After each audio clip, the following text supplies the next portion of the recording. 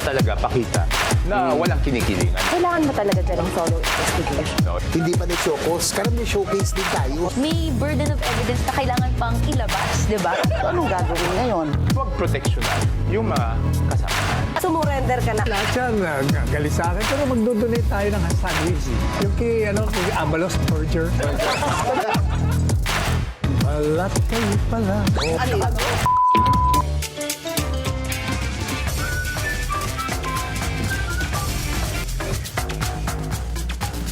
Mga kaalyado ni VP Sara, iniisa-isa na nga ba?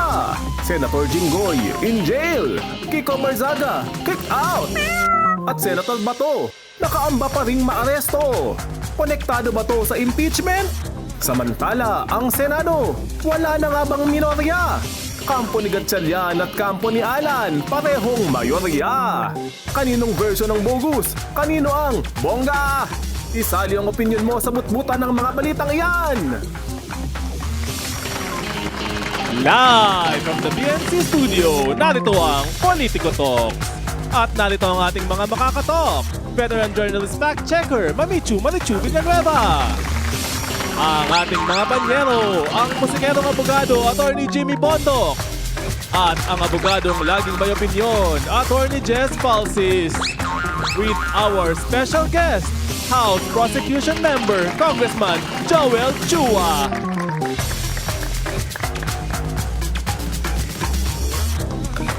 Tag-ulan na raw, sabi ng Pag-asa. Pero ang Senado, may pag-asa pa bang umayos pa? Itatanong natin yan sa ating guest, Congressman Joel Chua ng Manila. Welcome po, Kong Joel. Can we just call you Kong Joel? Welcome, sir. It's an honor to be here. Maraming salamat po sa inyong invitasyon. Alam po namin na you observe interparliamentary courtesy. Pero tatanong pa rin namin, do you think si now Senate President and former Senate President Alan Peter Cayetano ay bibitaw sa kanyang posisyon? Well, mahirap pa pangunahan kung ano yung kanyang nasa isip. Nga po.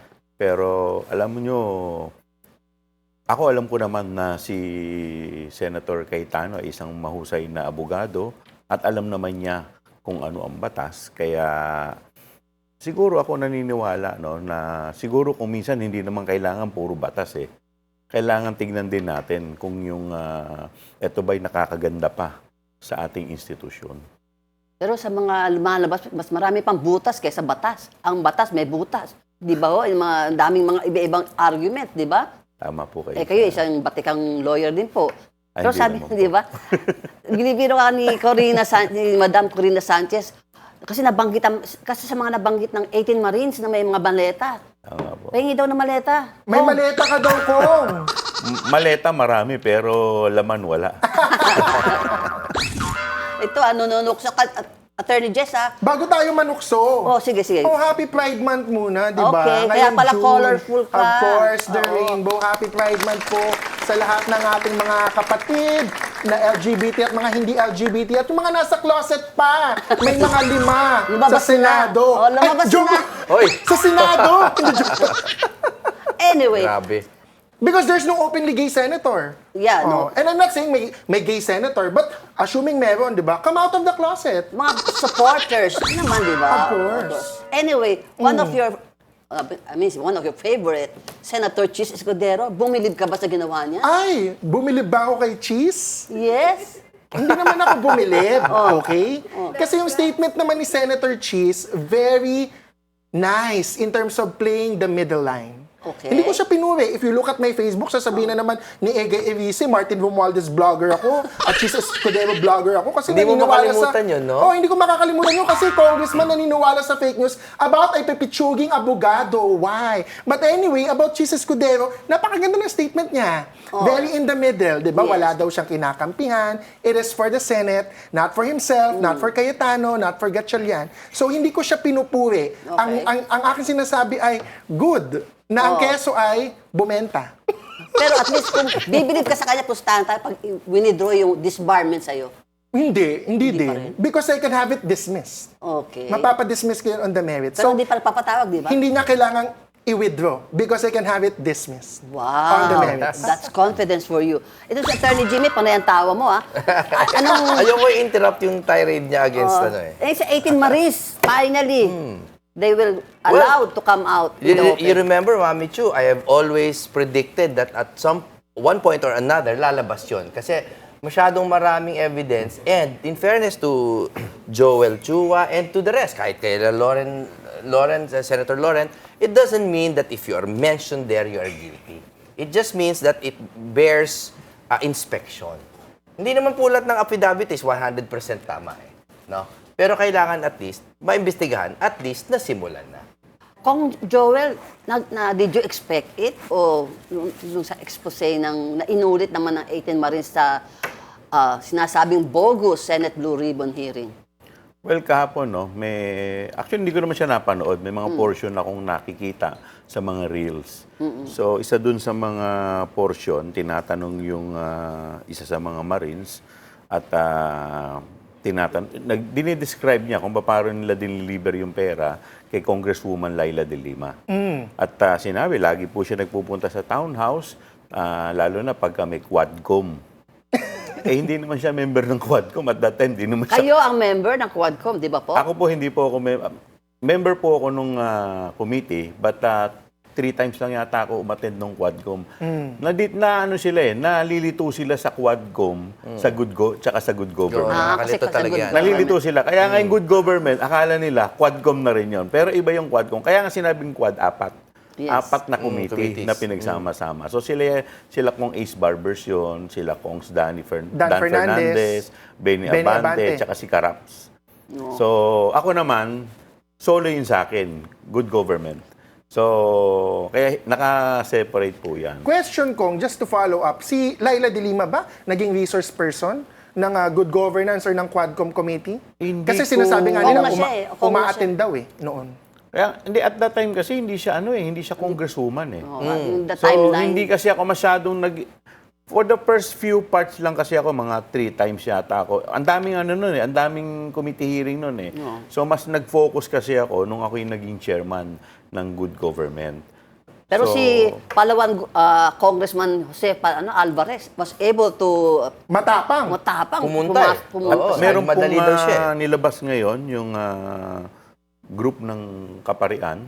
Opo. Dinideny nila na Kay Father merong Flavi. kay Father Flavi na merong na walang ganung church Sa Mindanao Avenue. Mindanao Avenue. pero nasa Google Maps, pinakita ni Levy Baligod. So, makikita. Tsaka, alam mo, napansin ko, doon sa committee hearing, kung titignan nyo sa amin sa committee hearing, yung resource person, siya ang nagsasalita, yung lawyer nasa likuran. Pero dito napansin dapat ninyo, ganun. ang nagsasalita kadalasan Si yung lawyer. Baligod.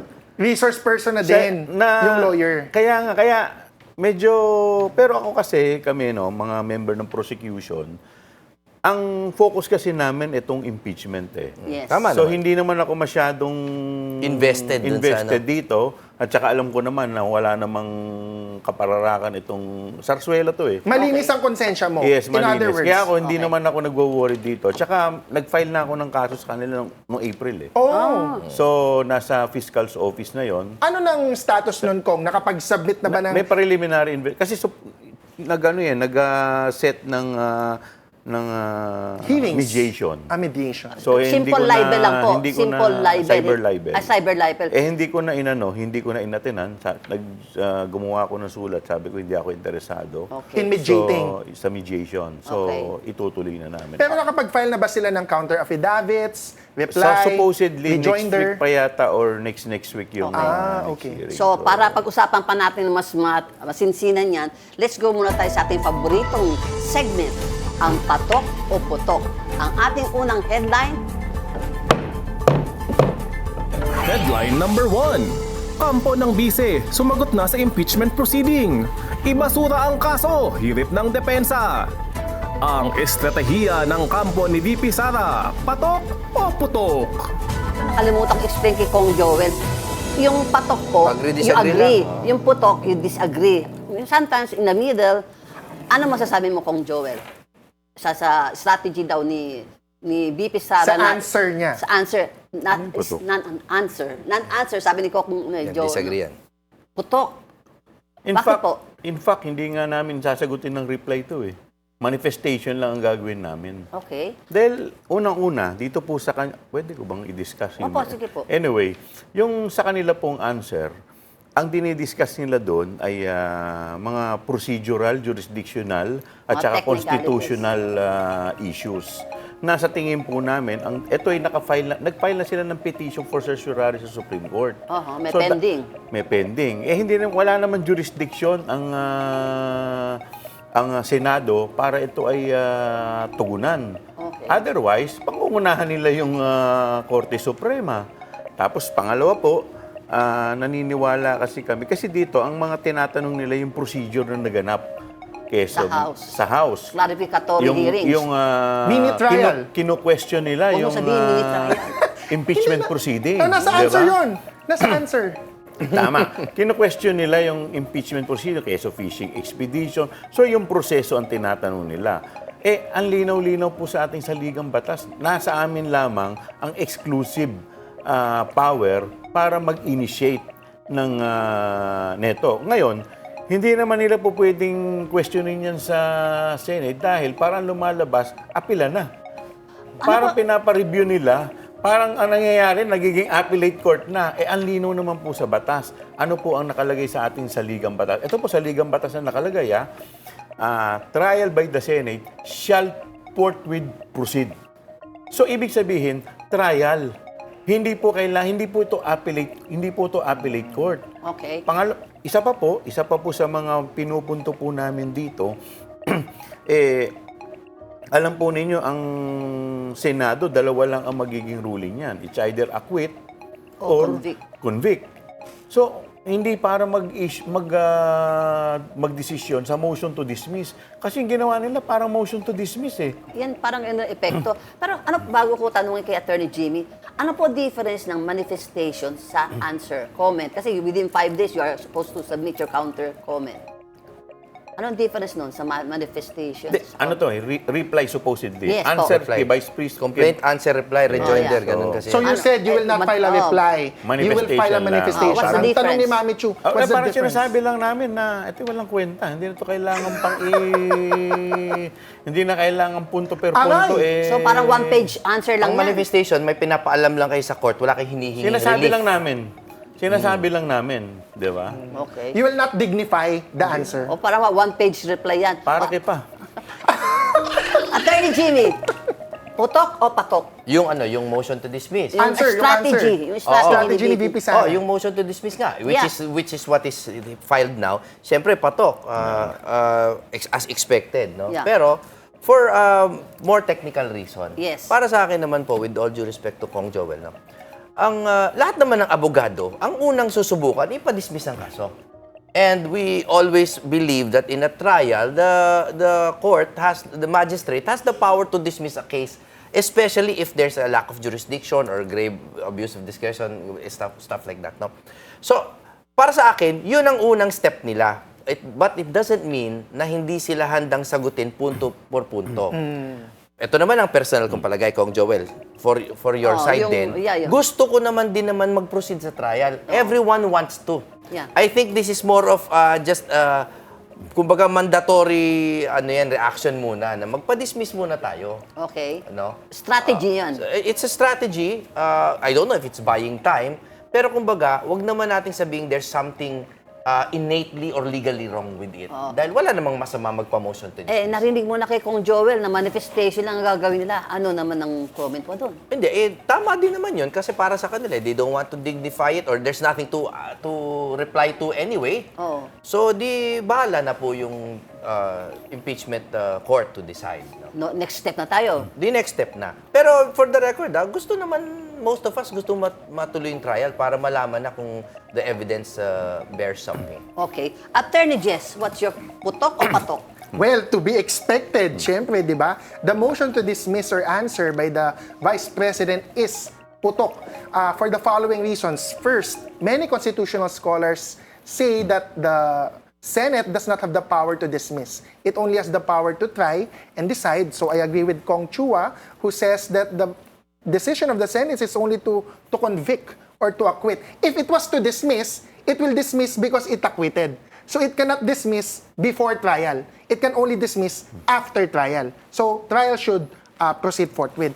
But second, I have not read the entire answer, no? I only read the executive summary. The entire answer is not available to me. Male-maleta yung kanilang sagot, di ba? Yes, but dun sa executive summary na binigay ni Attorney Michael Poa, when I look at the arguments, the summary of the arguments, they never answered two articles. Grave threats, never in-answer, and may isa pang hindi sinagot. So, I'm very curious na it's really a non-answer kasi yung isang pinaka-basic na grave threats, walang sagot.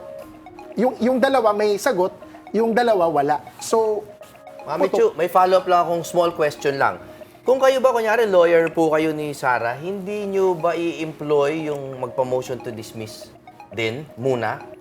Kunyari, if you were lawyering for, let's say, a BBM impeachment or hindi ba kayo magpa-motion to dismiss? Oh, If- napatahimik kayo? No. If I were to do that kasi, Attorney Jimmy, hindi ko nabasa sa executive summary, No. pero walang ex abutante ad cautelam. Ad cautelam. Ang kanilang motion to dismiss.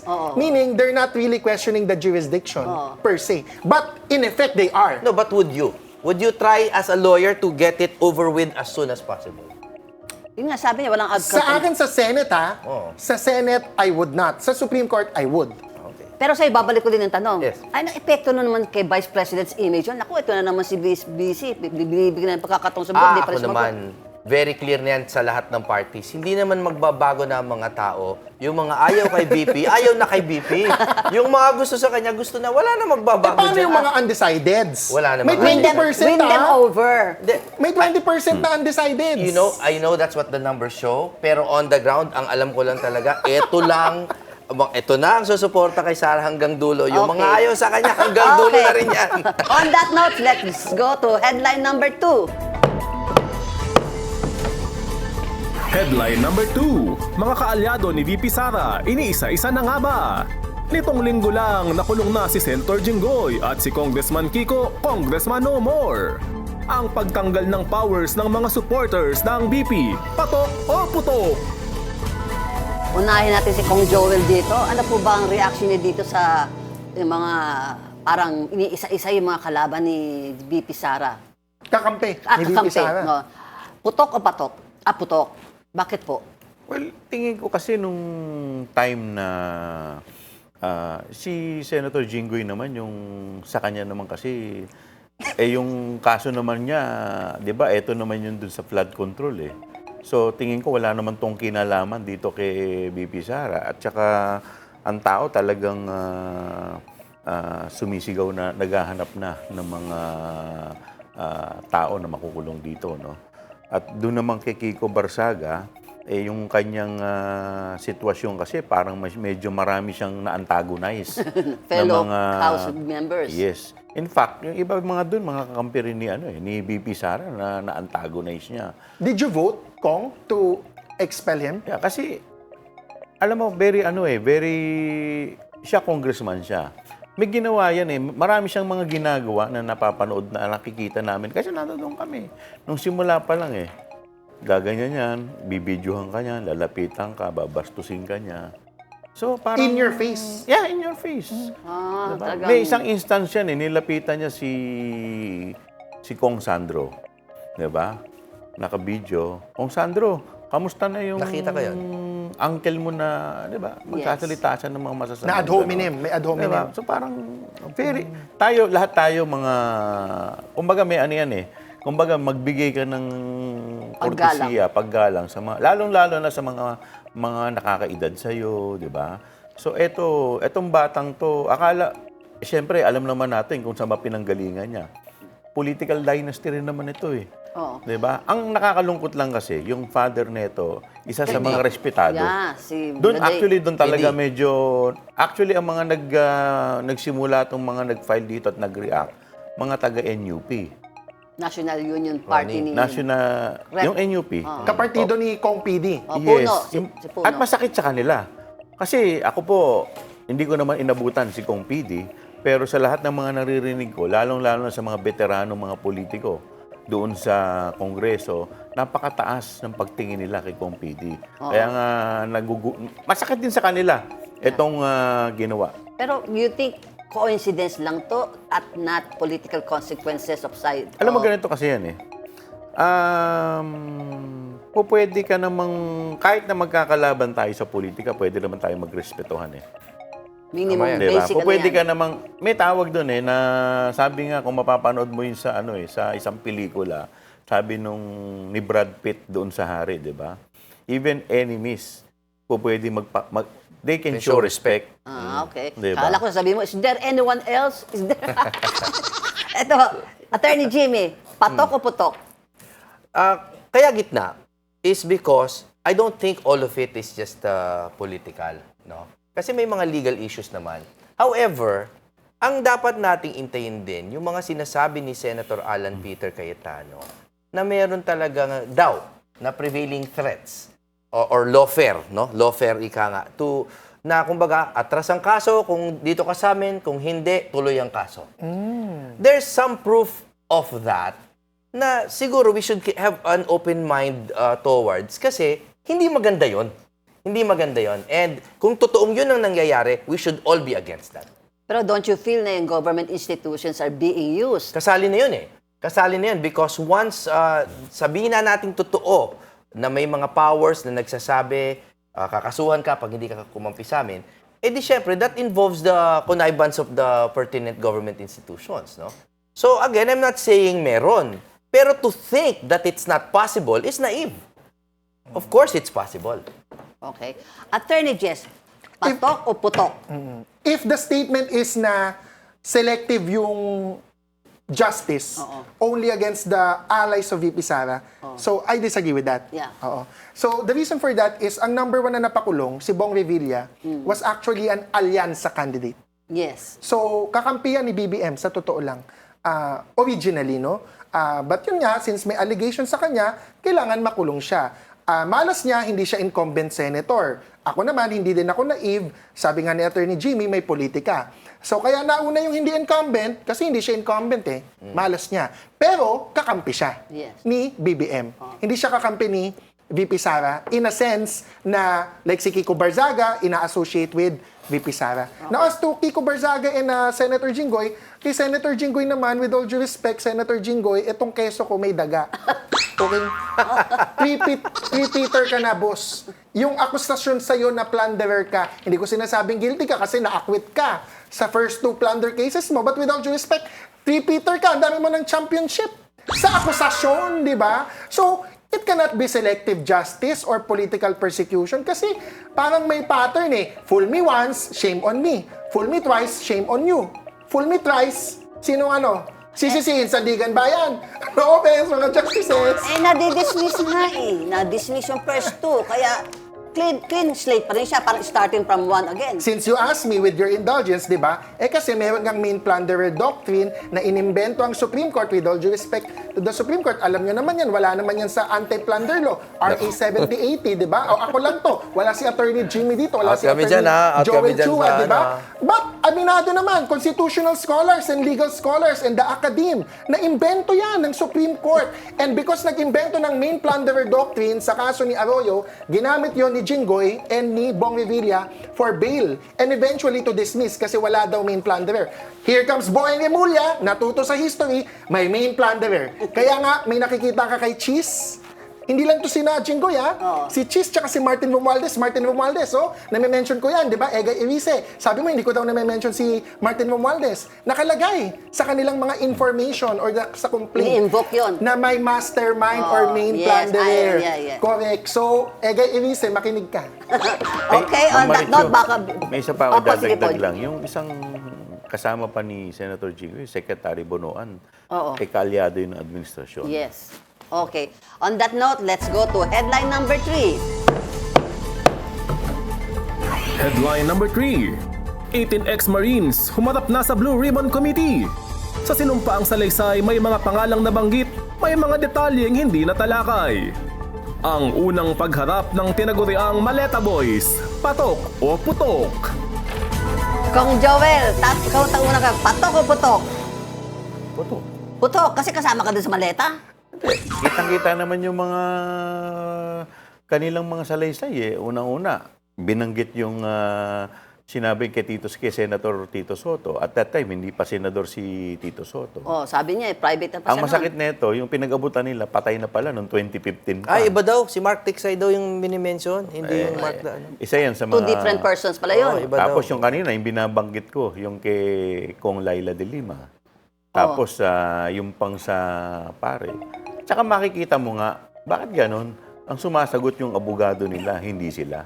Okay. Sa committee hearing, dapat yung resource person. In fact, inihiwalay nga dapat yung abogado nagpapayo lang dun sa likuran eh. Kami, nung inimbitahan namin si Mr. Ramil Madriaga, nakita ninyo siya sumasagot. Hindi naman yung abogado niya sumasagot. Si Attorney Palad, So- sa likod lang. Never na sumagot. Never. So from Attorney your Palad. point of view, it's a bogus, it's a rogue Senate Blue Ribbon. Ayan. Hindi, ano. Kasi unang-una, ang dami nga rin questionable yung kanilang yung pagpupulong dun eh. So, dun Kung lang rogue medyo- yun, ba't ando doon si DILG Secretary John Vic Remulla? Hindi, Parang he's giving them the credibility. Oh, I'm and in here fact, to protect you. hindi ko lang alam. Mukhang hindi pa rin yata recorded yun. Pero sabi ni Sherwin Gatchalian, I asked him to stay there at the Senate to preserve the peace and order. Baka magkaputokan uli. Kasi sa totoo lang, hindi ko naman po napanood. Pero dun sa mga reels na naano ko, medyo minsan natatawa ka na lang dun sa mga Oo, nagkatulukan sila ni sinasabi. Senator Robin Hood eh. Di ba? Sa House ba nangyayaring ganyan? Tsaka hiningal si Senator Pia Oo. nung tumakbo siya sa sa Kasi Stills. siya nagdala nung 18 Marines eh. Yes, personally. Oh, bakit parang nagiging dramatista ngayon si Senator Pia? Ikaw nagsabi niyan, Mami Chu. Excuse me.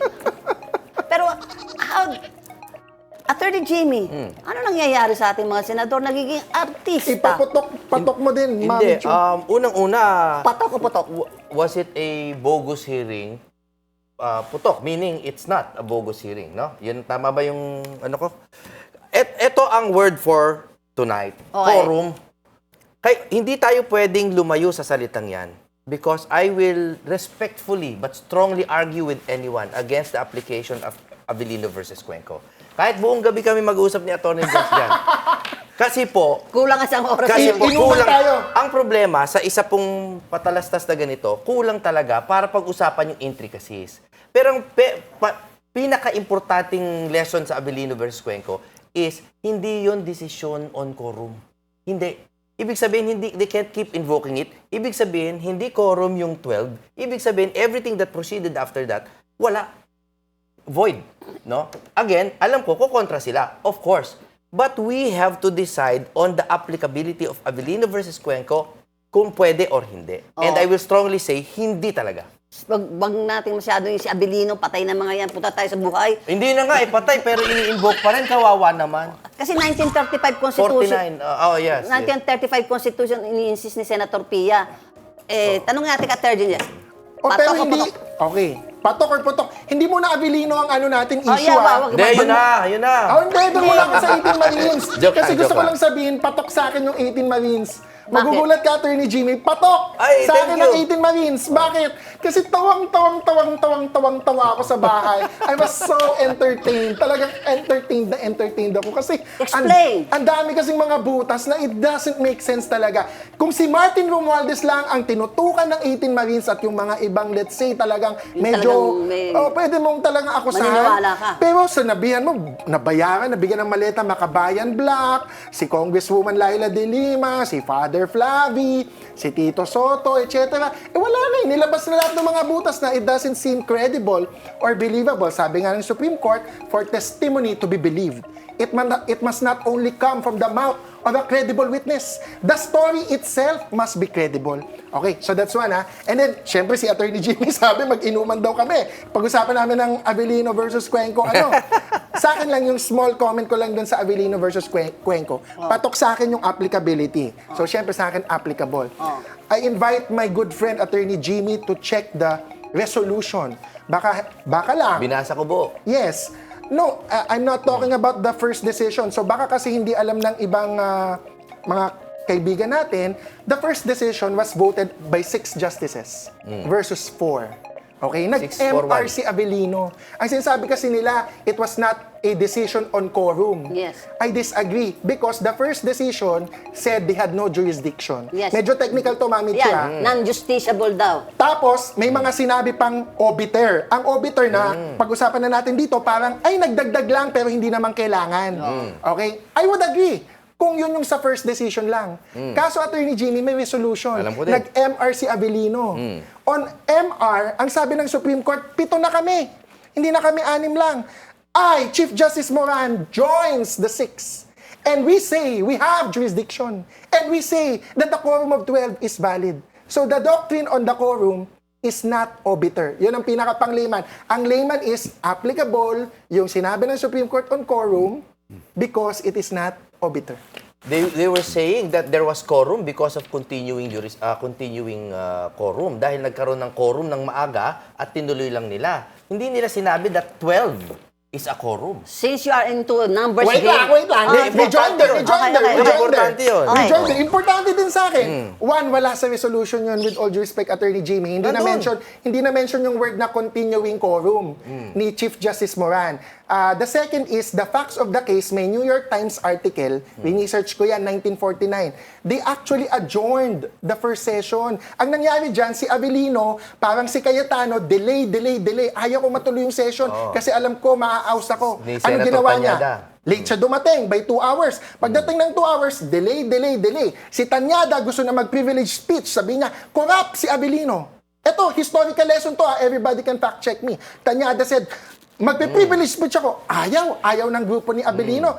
Nag-dismiss si Avellino. They adjourned it. So, sa akin, with all due respect to Attorney Jimmy, walang continuing quorum because the first session was adjourned. Nag-stay yung 12. Hindi, umalis yung nag-object sila 10. sa adjournment. Tapos, they wanted to put it to a vote. Tapos, kinontra nila yung magbutuhan. Yun ang nangyari. Teka muna, since nag-numbers game Basta we kayo. have different facts. Okay, numbers game kayo Hindi. ha. Oh, sige. Ang IBP, ang laws and deans of law colleges, And political and scientists. political scientists, nagkaisa sila na, pati IBP, di ba? IBP Yeah, they supported that Avellino. is applicable. Yes. So, dito, 3 lawyers ang kasama ko, 100 ng different opinions. So, mag one-on-one kayo mamaya. Pero, Attorney Joel Pero din hindi naman. Mami Chu, ganito hindi namin problema yan ni Attorney Jimmy. Problema naman yan ng Senado. Anyway, At ng Supreme Court, malamang magkakaroon ng bagong... May petition, may nag-file naman sigurado. May nag-file. Ikaw, kay Joel, yung sinasabi ng NBA, biglang pumasok yung NBA, may 5 million kasi bribe dyan sa mga yan para mag-sing ng the song they want. Wala akong personal knowledge kaya ayoko mag-comment dyan. Okay. Ikaw masyadong dyan Sabi ni Matibag, may 5 million daw Alam mo, hindi ko alam kung may 5 million bribe o wala. Although, nakakaawa yung isang, yung si Manalansan ba yung namatay yung Sergeant, kapatid, na sinabi niya kung may But again, we cannot judge based on emotions, no? Pero, sana may proof kasi. Kasi that is a huge allegation. Pero not a shred of proof. Parang mali naman Pero, paniwalaan. how would you explain, kasi sa simula pa lang sinabi nila, 2 version yung affidavit na yan. Di ba nagtanungan sila? Baka May ibang February version yan. version. And may version ngayon. Tapos ang lumalabas dun sa, di ko malaman kung anong version yun, andun dun si Mark Villar, Senator Mark Villar, si Senator Ligarda, na suddenly hindi binabanggit during the hearing. How would you explain that? Ang sa akin, Sabi that's ni a bigger... Cayetano, impartial. Oo. Bakit ganyan? No, that's a Partial yan. bigger reason why they should continue the hearings. Baka hindi pa tapos di ituloy pa nila. Pero ngayon, there's a question kung sino na yung totoong Blue Ribbon Chairman. And again, that's a big question. Lahat tayo pwedeng maka-expect ng away na malaki dyan sa Lunes. Sa Monday, may hearing daw. Kasi they are invited by Senate Blue Ribbon Correct. Committee Chairman Erwin Tulfo. Oo. Nangyayari, pwede ba mangyaring ganyan sa House na 2 set? Na, Ako po kasi, as much as possible, ayoko mag-comment pagdating sa Senado. kasi nga Kasi siyempre sila interparliamentary yung uupong courtesy. mga senator judge. That's diba? proper. So, Kaya hindi man kasama sa impeachment kawawa naman ako. Pag harap ko sa impeachment court, magugulpi ako ng mga senator. Tsaka may sariling gulo sila sa House minsan, Mami Chu. Yung minority leader kasi, di ba? Usually no offense kong Joel Chua, sinasabi peke yung minority leader. Na Supreme Court na din yan. In the Bagilat case, Bagilat 2017, sabi ng Supreme Court, hops, hands off kami sa internal political dynamics. So yan din ang sasabihin nila sa Senado. Pero ano talaga yung nangyari doon? Bakit hindi na, yung nabanggit yung maleta ni Senator Villar at Senator Legarda? Hindi ko alam. Kasi ang para sa akin, basta that's all the more reason why they should continue the hearings. Yes. And hopefully, under the same presiding officers. Para matuloy yung level of questioning at yung pattern of questioning. Otherwise, pag nilipat yan sa ibang power, masisisi sila na, oy, hindi nyo inubos, ha? Hindi naman sila pinatapos. Pero will they appear sa invitation ni Senator Sa Erwin? Monday. Hindi ko din alam. I think they should appear. Oo, kung talagang Oo. di ba? Well, there's a question first kumbaga, parang co-warranto on what authority is Tulfo operating. And the same question can be asked on the Cayetano. Correct. So no? obviously there's a political component here. Hindi tayo mga bata dito, no? Oo. There's a political component here. Pero last we checked, there's still a question on quorum. So dapat, sa akin, ang presumption, Senate President pa rin si Alan Cayetano, which will be objected to by my friend here. Pero meron dapat presumption ng regularity yung ginagawa nila. But the fact is, walang Senate Secretariat, hindi recorded lahat yun, at iba, walang... Kakasuhan daw ni APC ang mga staff na hindi pumupunta. Paano yun hindi nga na-record yung mga pinagsasabi doon Yun na nga kasi may maraming patently illegal acts na nangyari doon na parang it was really a hostile takeover. Again, from our point of view, no? It was a hostile takeover. So pati tinanggalan sila ng staff, tinanggalan ng equipment and all that. But that doesn't make it void. That doesn't make it bogus. My question to you, Attorney Jimmy, if Senate President Alan Peter Cayetano is the real Senate President, bakit hindi sumunod yung mga Senate staff sa kanya? Hindi, hati eh. Hindi, may mga Senate staff Kawawa naman naman na yung mga- nandun eh. Hindi lang kumpleto. Senate staff niya, ni APC, of the Office of the Senate President, Marichu. Alan Peter Cayetano. May sasabihin Siguro kasi ganito na lang po, no, para malaman natin talaga kung sino ang legit at i-recognize. Ayun. Kasi para magkakaroon naman yata ng special session. Okay. So sa special session, malamang dito po, makikita po natin kung sino ang i-recognize. And ang sabi ng ng ating Tweety Bird Pangulo. ko, Di ba nagsabi Dahil ng Palasyo? pag bakit- magkakaroon ng special session, normally yan, susulat ang Pangulo Yes, sa Senado. i-address doon sa to call Senate. for a Kung sino special yung session. kanyang, I-address. halimbawa sa amin, susulat sa Speaker of the House. Yeah. So titingnan natin kung sino ang susulatan ng Pero ating Pangulo. pero do you agree that the President should have a hand in legitimizing whatever faction is the real... Well, in Avellino, President Quirino recognized Cuenco. Correct. And the Supreme Court... Nasa dulo yun di ba? And the Supreme Court recognized the recognition of Quirino. But Yeah. if the House Ibang and the fact eh. Executive ang nare-recognize, let's say si Win Gatchalian. Win Gatchalian. So sino mag-recognize Kay I mean, with all due respect, Yeah. kay APC. And before you bang the gavel, the first test kung sino i-recognize. Oh. Sino magto-turn over kay Curly Discaya? Nakandong From pa. Senate custody to Bulacan RTC. Sino ang Sergeant of Arms? Sino Senate President na susulatan ng Bulacan RTC, ng DILG? And- It will be Win Gatchalian. Sasagutin natin yan. The first time na magkakaroon ng dalawang majority ang Senado, pag-uusapan natin sa pagbabalik ng Political Talks.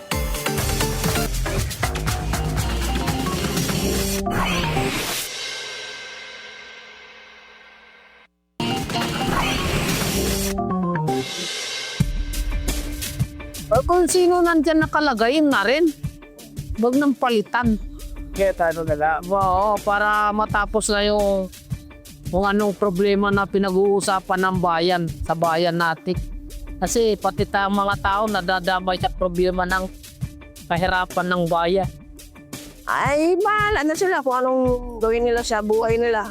Kung gusto nila ng bahala sila. Wala akong pakialam dyan. Basta ang atin lang, ayusin nila yung pamalakad.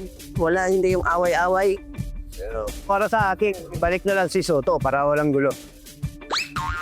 Kasi yung dati na lang ulit.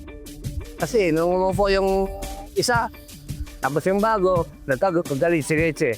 Diba? Ibalik ko lang yung dati para wala silang pagawayan. Yun lang. Yun lang ang opinion ko. Parang ano na lang yan, katawa-tawa na lang sila para nagiging clown na yung Senado ngayon. Hindi na katulad nung araw na talagang batas ang pinag-uusapan.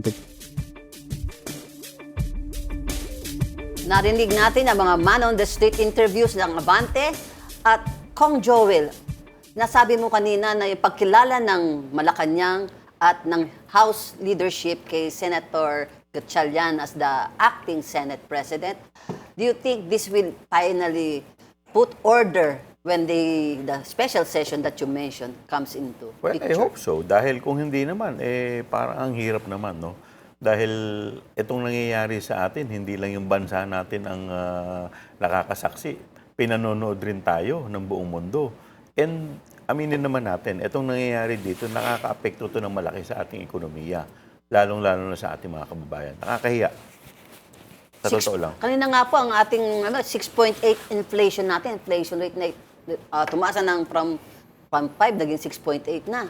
Yan ang mga epekto kaya ng mga ganitong awayan na hindi ma-address yung focus do sa economic problems natin. Well, siyempre, nakikita ng mga mamumuhunan yung political instability at wala namang may gustong mamuhunan sa isang bansa na ang gulo-gulo. Kahapon nga, headline sa mga business hot money, lumipad sa Pilipinas, how much yung nawala, yung mga natatakot na investors na they take their capital out of the Philippines. Ano nga ang masasabi? Paano? Na-cancel na pati passport ni Martin Romualdez. Oh, Ayun! Di passport. Oh, yun nga. Yung visa pala. US, Sorry, visa. visa. B1, B2 Relax. niya. Oo. Dapat Europe din. Dapat Europe din. Kasi sa Switzerland meron Kasi si Zaldi ko nasa Europe Hindi naman US ang taguan Oo. Pero ibig sabihin, that's a sentiment of the global community being expressed, di ba? Yeah. At naguguluhan sila sa atin. Tama. Ay, tanong natin si Kong Joel na yung US visa daw ni former Speaker Romualdez na ng Kanina US ko lang State po- Department. Kanina ko lang po nakita yun Kaya, well, siyempre, nakakalungkot dahil nangyayari lahat ito sa atin at sana lahat itong kaguluhan na ito matapos na nang makausad na rin yung ating bansa. Di ba kayo nag-worry na marami pa rin congressman na di ba may mga sal-in sila na pinatawag ang ombudsman? Baka dumami yung mga ranks ng lawmakers. Contractors. Well, yun naman Na talaga ipapakulong. yung function ng congressman, ng ombudsman, no? Kaya nga kami nga doon sa House nung nagsimula po itong issue sa flood control, ang sabi ko po, kasi may kinrate po na 3 committee. So, kasama po yung ating committee. At sabi ko nga po, pag may na-involve na congressman dito, tingin ko mas maganda na yung independent committee ang mag-imbestiga dito. Dahil kahit na ano ang mga gawin namin dito, hindi naman kami paniniwalaan Kasabi iisipin ng mga tao na may pinagtatakpang kayo. Oo, So, kaya ito po yung issue ngayon. Dito po sa kinrate na Blue Ribbon. Bakit nawawala yung 2 senador sa pangalan na nakakampi nila? Kaya nga, it will only cast doubt. Mas marami pong tanong ang lalabas kaysa sa sagot. At kahit ano po ang maging solusyon o maging resolution nila dito, wala rin naman maniniwala. May sasabihin at may sasabihin talaga ang tao. Siguro mas maganda, idulog na lang ito sa tamang ahensya na talagang dapat o nakaatas na mag-imbestiga dito. Dahil at the end of the day, lahat ng resolusyon namin, whether sa House or sa Senate, ibabagsak mo rin sa Office of the Ombudsman at ibabalidate din nila at titignan din nila ulit. Okay. Ito nabanggit ni Kong Joel, mga senador na nawawala sa eksena. Ikaw ang makakasagot ito, pero Kong Joel can comment if he wants, kasi alam mo, interparliamentary courtesy.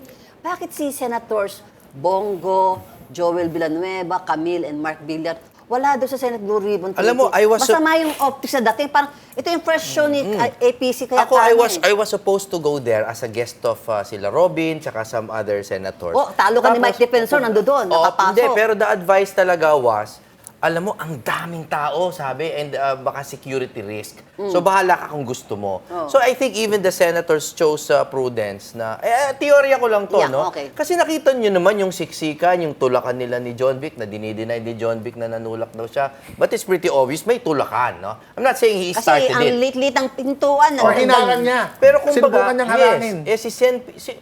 for me, sinubukan niya harangin. Pero again, Kaso si Robin yung kaano niya pero si Senator ako iba dating sa Pia, akin, si Senator Pia, nahirapan pumasok.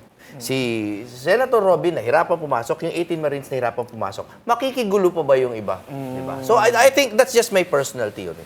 So, it has nothing to do with their reported, rumored, nagdadalawang isip na rin gaya ni Chis Escudero. Ay, hindi ko alam about that. Pero Bongo, I would never doubt. Kasi again, personal knowledge. I would never doubt. Bongo, malabo lumipat. Hindi. Ano Hindi Pero masaya. yung isa kasi tahimik Sino? for 6 days sa Facebook. Sino? Walang post, walang statement, wala man lang bardagulan sa Abilino versus Cuenco, wala man lang contribution Sino sa nga? quorum. Sino nga? Di yung kasama ni Chis dito sa Chisco. Si Joel Villanueva? Sa Facebook niya, ha? Oo. Wala siyang statement at all. Kaya pala na Wala ano siyang siya. statement at all. Ay. Kasi nasa retreat siya, nagpe-prayer siya, reflection, internalization, introspection, Alam mo na- God help me. Nakakita ko sa ng post na meron siyang post doon. So, pinoward ko sa kanya, is this true na nag-change ka na ng mind? Minessage mo. Oo. Sumagot siya, fake news. Ako hindi ko sinasabing lilipat siya. Ang sinasabi ko lang, 6 days na siyang tahimik sa Facebook. Because if he was really wants to show force with APC, he would have said something to defend APC. Parehong fake. Attorney Jimmy, what can you say about that? Yung Sinabi ni yung kay Joel. Senator Joel, Hindi ako, Facebook, tahimik. ayoko kasi pag-usapan talaga yung mga... Kasi haka-haka yan eh. Wala tayong kahit anong proof dyan. Ang kanina ko pa gustong sabihin is, yung Blue Ribbon, nagdaan yan sa Marcoleta Group, tapos napasa dito, sa Ping. Lacson Group. At the very least, hindi ba natin dapat pinabuebuelo yung pareho? What do you mean? Magkaroon ng sufficient time, no? Yung Lacson had sufficient time kasi we have to all agree na nanakawan tayo. Agree ba tayo doon? Agree. Okay, agree tayo doon. Yung sa flood control. Flood control. Yeah. Tapos agree tayo, At nagkaroon iba ng pa. ICI. Yeah. Wala tayong resultang nakuha. Agree ba tayo doon? Walang naglabas ng reports doon? Kasi bawal Napunta lahat sa ombudsman. Tinurn over. Yes. Private daw. Tsaka private. Hindi pwede. Okay. So, ma-blame nyo ba ang taong bayan na naghahanap sila ng mga tao na magsasalita, at least magbigay man lang ng teorya at konting ebidensya kung saan napunta yung pera natin? Ang masasabi ko lang is at least this group is trying to do something. Is it flawed? Perhaps. Pero is it completely flawed? Hindi. Dinggin natin, baka may patunguhan. Tanungin natong lawmaker, ha? How do you think, Kong Joel, this gridlock in the Senate will be resolved for the sake of the nation? Paano? Well, kung talagang gusto mo ng legal, di mo akit mo sa Supreme Court. Oh, Pero matagal yan. Matagal na usapin yan. In the meantime, medyo magkakagulo-gulo pa rin yan. Hanggat may stalemate. Oo nga. Alam mo, natanong ko, Unless, of course, may mga maglipatan at maging maliwanag Tingin ko yun yung ang numero. So kung gano'n na magiging Problem usapin, solved. Problem solved. In fact, I think Alan almost wishes it, no? Nakikita ko sa mga words niya eh. Ay, sinabi rin niya, I'm ready to step down. Oo. Naniniwala ka ba doon, Attorney Jen? Never. He's never ready But to Ma'am step Marilu, down. ito po Okay. kung ikaw talaga may mahal mo ang bansa, di ba? Opo. Siyempre, hindi mo iisipin yung posisyon, yung power. So, kailangan marunong ka rin magbigay. Alam mo, Dahil yun ang pagmamahal talaga sa bayan. itong latest, yung 4 past Senate presidents, Frank Drilon, former Senate President Mig Subiri, Coco Pimentel. Coco Pimentel, and Tito Soto issued a joint statement na kung ikaw ay talagang you love the Senate as institution, you give, sinasabi ni Kong Joel, ni Kong Meron Joel. na lang po akong bibigay sa inyo isang halimbawa. Opo. Si former Senate President Nene Pimentel. Yes, Kung maalala the late- ninyo dun the sa late- impeachment, Opo. nung hindi siya nag-agree sa boto at sa lumabas, yung sa pag-open ng envelope. Opo. Hindi niya kaya, because out of delicadeza, Right nahiya there and siya sa then. nangyayari Oo. sa Senado, nag-resign siya. At napaiyak si Sen Loren doon. Pero ako palagay ko, at one point, malapit na rin naman yatang mag-giveaway. Tingin ko lang poke you to, si Alan. Palagay ko lang, tinapos lang talaga nila at least yung Blue Ribbon kasi isa itong pigsa na matagal nang tumitibok eh. No? So at least lumabas na ngayon, tingnan natin kung mag-step down. Mami Chu, teka, another recent example, no? Kay Kong Chua, sabi niya si Senate President Nene Pimentel, kahit si Juan Ponce Enrile, Yes. nung ina-accuse siya ng mga fat bonuses or salaries ni Miriam Defensor, nag-resign din siya. Okay. Nabanggit ni Attorney Jimmy, my favorite portion of the show, poke you. ang ating mga political quickies at nasimulan na ni Attorney Jimmy ang ating political quickies. Kung Joel, ito yung aming portion na we ask our guests, ano kaya ang possible na mga scenarios within the next few days, next few weeks? Ano po ang nakikita nyo sa ating political situation? Magulo pa rin. Magulo pa rin, pero... Predictable. Well, magulo pa rin. Pero sa akin kasi, hanggang ngayon naniniwala ako yung ating mga mahal na senador. Lahat sila, whether sa minority, sa majority, kaya sila nandiyan dyan dahil may malasakit sila sa bayan. Oo. So sana yun po yung manaig. Whether, wala akong sinasabi kung minority ka o majority. Lahat sila. So sana dapat lagi ang iisipin nila yung para sa bayan. Kaya nga nung one time in-interview ko, tinanong ako hindi ka ba takot na matalo? Dahil nga dito sa ginagawa mo kay Vice President, di ba? Sinasabi sa akin, may nagtanong sa akin ng gano'n. Sabi ko, hindi ako natatakot matalo. Mas ang natatakot ako, yung nandito ka sa posisyon at hindi mo ginawa yung dapat mong gawin. Okay. Dahil pagka gano'n, ano mo ang ihaharap ko sa mga bumoto sa akin at nagtiwala sa akin? Attorney Jimmy. Ang prediction ko this week, una, i-correct ko lang yung sinabi kanina dun sa Cargen dyan sa baba na malapit na mag-giveaway si Alan Cayetano. Malapit is relative, ah. Oh, yeah. Ang palagay ko, tatapusin niya yung most important business, which is ituloy yung blue ribbon na yan to its conclusion.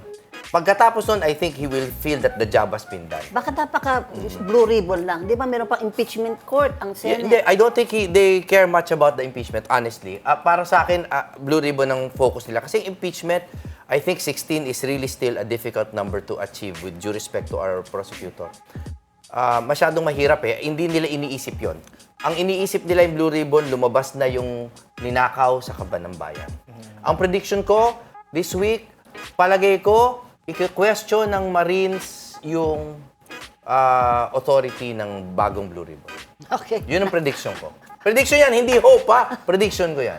Attorney Jess, ano ang political quickie mo? Monday, Curly Discaya matatransfer mula sa Senate custody to Bulacan RTC. Hindi daw ngayon kasi natapos na yung office hours, hindi na issue yung warrant of arrest. Nandoon pa siya nagkakaputukan, nasa baba siya. Nawala na yung... Kawawa, napatayan din siya ng aircon, si Curly Discaya. And then after that, malalaman natin who does the lower court recognize as a Senate President of the Senate of the Philippines. Kasi sila yung magta-transfer kay Curly Discaya. And then of course, baka may daga na sumama kay Cheese para maging 30 na sila. Okay. Wala na ako idadagdag dyan dahil ang ating pong programa ay we have to end now. Dito nga po sa Politico Talks, kasama natin sa Attorney Jimmy Bondos, Thank you, Kong Joel. Attorney Jess Parsis, and ang ating special guest, Kong Joel Chua. Maraming salamat po. Sana maimbitahan mo rin namin kayo. Maraming salamat po din. It's an honor to meet you, the three of you. Yes po. Sa amin po, dito sa Politico Talks, may say ka sa politika, dito sa Politico Talks. Wala na ako yung phone.